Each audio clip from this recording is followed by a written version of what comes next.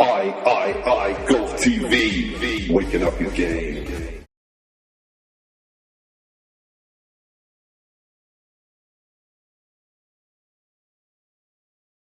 Now, I've talked to you before about a pre-shot routine, but we've never really talked about an interior pre-shot routine. And this is something that we worked on to try and get you to a place where you can get closer to this silence, closer to this calmness, closer to this place where we don't have all this self-talk. And this was a 5-step pre-shot routine. So we talked about choice. That means you've got choice of what you decide to think about or the shot you're going to hit.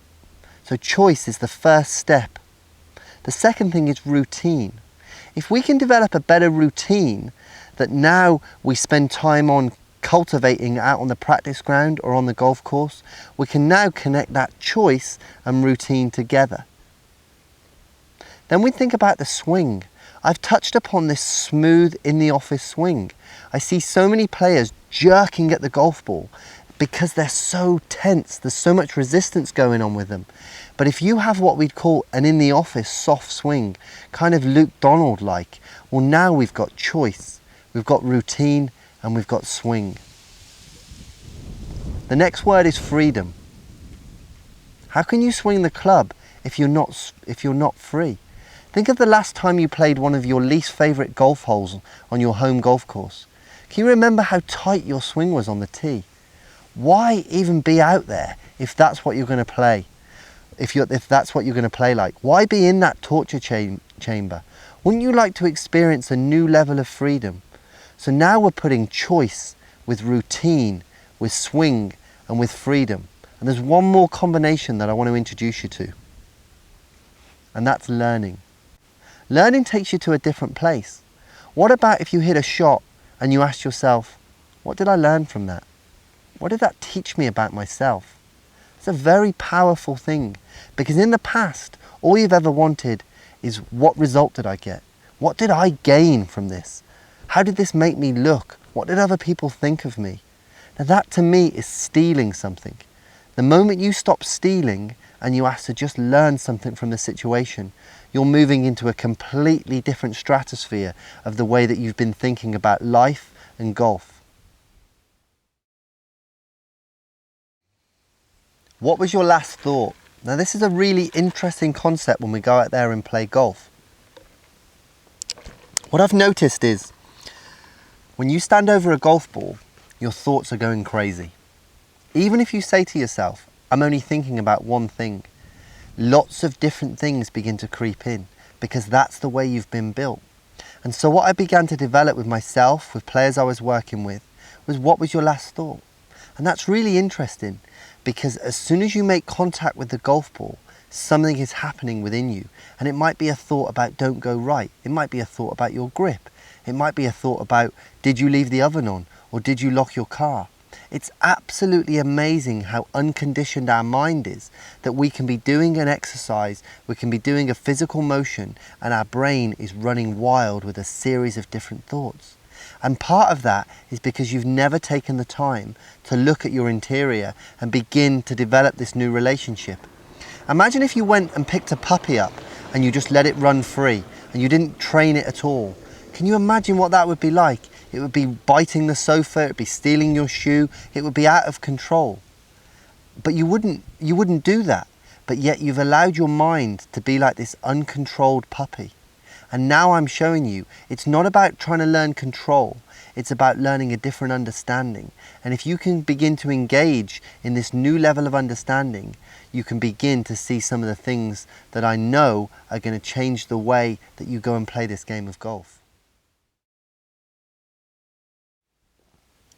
What is confidence? Players, especially players' families, will often say to that player who's out on tour, be confident. I mean, I laugh now every time I hear somebody say confidence. You might even hear me in my videos say back to you, be confident, or try and be confident on this shot. And that's basically because I'm going to sleep. If you ever see that in season 4, I want you to wake up, because I don't believe in confidence. The reason I don't believe in confidence is because it's too fragile and people don't ultimately know what it means. You might as well say to someone, go and be a billionaire today. It has just about the same amount of value. Confidence is too fragile. Now, I'm going to introduce you to a 12-word quote that has really made a significant difference on the way that I play myself and on the players that I teach. And it's this: you're not good, you're not bad, you're nothing, and nothing is everything. Let me say that one more time. You're not good, you're not bad, you're nothing, and nothing is everything. And let me just try and break that down to give you a bit more of an understanding of what I believe it means. Now, we go through our life being told that we're either good or we're bad, or we see a situation for either good or bad, or we see a person good or bad. We're very black and white. We very much need to be able to categorize or put someone into a situation or pigeonhole them. And so very often from an early age, your parents, your grandparents, your friends, other members of your family, they're trying to promote that you're good. They're saying to you, you're good. David, you're good. You're good. And then you might be in a situation where someone says, you're good or you're bad. Now we've got a contrast. Oh, I preferred being good to being bad.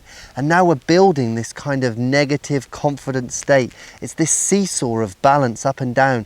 Oh, I'm good today, or I'm bad today, or I'm not as good as I was yesterday. Now that's very fragile to me. So when we talk about you're not good, you're not bad. Well, if I'm not good and I'm not bad, what am I? Well, think about what I said. You're nothing. You're nothing. Now, isn't that a strange concept to think about? How can I be nothing? Surely nothing is the lowest end of the food chain. Nothing is the lowest end of what I would ever want to be. I want to be something. Of course I want to be something. But you know what happens? When you want to be something, it creates pressure. When you want something from a situation, it creates fear. But when you're nothing, when we're free, when we're nothing, we've got an opportunity to experience something so divine, so something that is so unexplainable until you begin to taste it. And that's what I'm trying to say to you. Can you imagine being nothing? Think of the final 4 words. And nothing is everything. And nothing is everything. Wouldn't you like to be everything? Now, isn't that contrary to what I just said? You're nothing, and nothing is everything. Well, this isn't something that I expect you to get from just watching a video with me, but I want you to really ponder. If this is something that's ringing a bell within you, well then you're going to begin to want to find out more about what I'm saying. Nothing is everything. Now let me explain how I've taken that into golf. The perfect scenario for me is when I stand over a shot and I feel nothing. I'm not thinking whether or not I have confidence. I'm not thinking about whether I have negativity. These are all concepts that have been left behind. I can stand over a shot. I can make a choice as I went through. When I talk to you about choice, routine, swing, freedom, learning, I can make a choice in that moment to feel a certain way and to decide on a certain type of shot. And then from there, I feel nothing. I don't have to experience and have this self-talk of telling myself to hit a good shot. I experience nothing. And that nothing begins to become everything.